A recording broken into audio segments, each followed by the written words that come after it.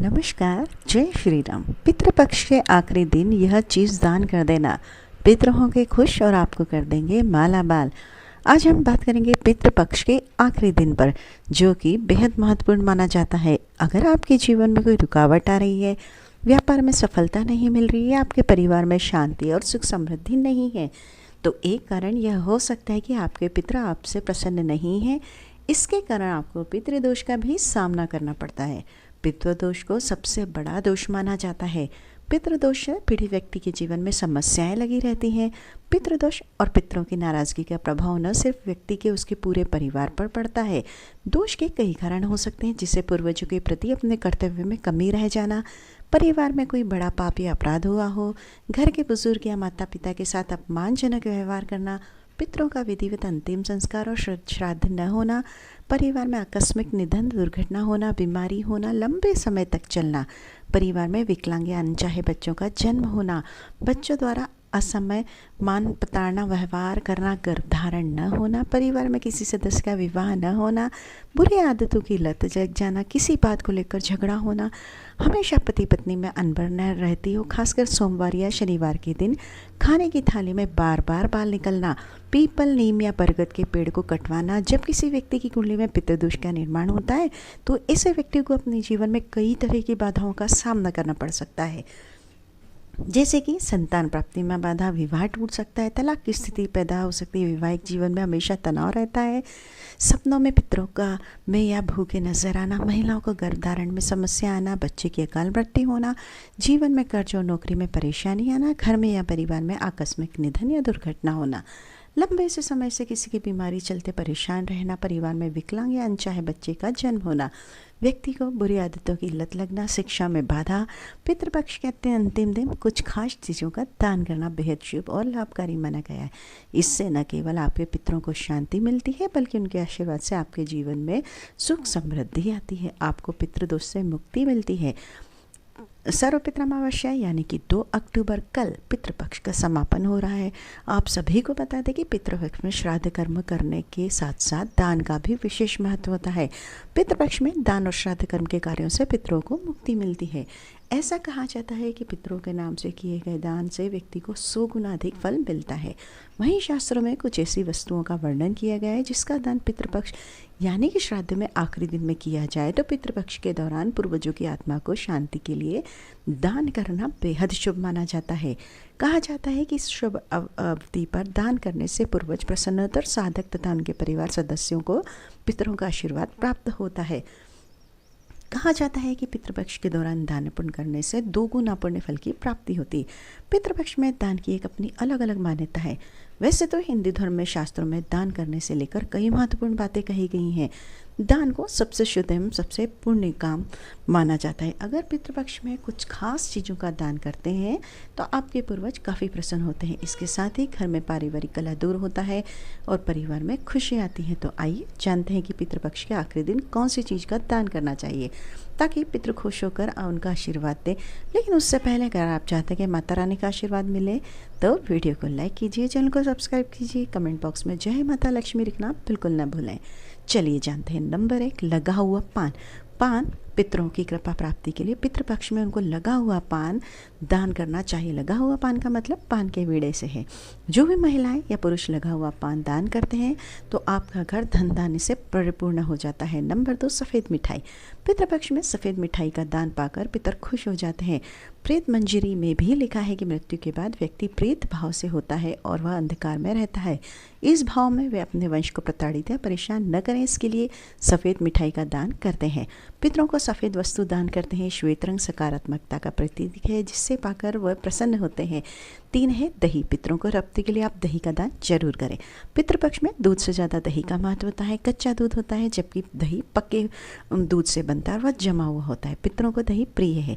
दही स्थिर और जमा होता है। पितरों को दान जरूर करें जिस स्थिरता जीवन में बनी रहे। केले का दान। पितरों को खुश करने के लिए पितृपक्ष में पके हुए केले का दान जरूर करिए। यह एक सदाबहार फल है, भगवान विष्णु को प्रिय है। विष्णु की कृपा प्राप्ति के लिए केले के पौधे की पूजा की जाती है। विष्णु बैकुंठ धाम के मालिक हैं और मोक्ष प्रदान करने वाले हैं। पितर केले का दान पाकर प्रसन्न हो जाते हैं और आशीर्वाद देते हैं, वंश को धन्य करते हैं। चमेली का तेल, श्राद्ध पक्ष में पितरों के निमित्त सरसों का तेल का दीपक जलाना चाहिए, इससे पितर संतुष्ट होते हैं। इन 16 दिनों में जो महिलाएं या पुरुष विधि विधान से सरसों और चमेली के तेल का दान करते हैं, उनके घर में धन संपत्ति की समस्या हमेशा के लिए दूर हो जाती है। नमक का दान, पितृपक्ष के दौरान आप सफ़ेद नमक का दान भी कर सकते हैं। पितृपक्ष में सफ़ेद नमक के दान करने से पितर प्रसन्न होते हैं, और अगर आपकी कुंडली में पितृदोष है तो पितृपक्ष में आपको नमक का दान तो जरूर करना चाहिए। इससे आपके जो पितृ हैं, पितृदोष जो है वो समाप्त हो सकता है।